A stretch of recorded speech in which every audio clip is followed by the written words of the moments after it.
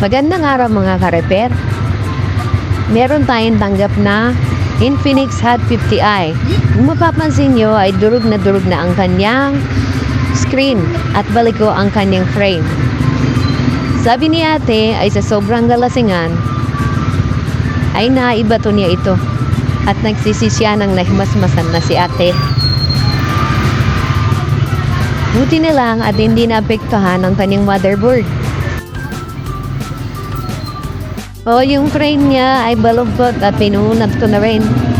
Hindi ko muna tinanggal ang dating LCD niya para kahit pa paano ay merong suporta sa pagtutuwid ng frame niya. Kasi may tendency na maputol ang kanyang frame.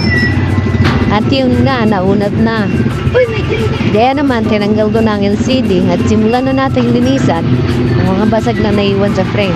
Tuwang-tuwa naman si ate nang makita niya na buhay na ang kanyang phone.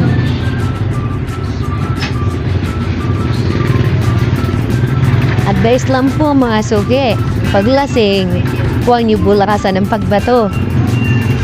Para naman po di masyadong mahirap po natin.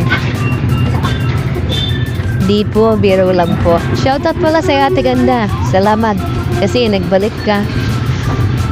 Panawo kasi ng karamihan ng Tomer. Babalik ako kuya. At ayan na nga mga kaibigan. Okay na yung unit niya. May display na. Testingin na lang natin yung touchscreen niya. So, okay na po siya. Maraming salamat po sa panonood. Pag-like, share, and subscribe na rin po. Salamat! Password nga!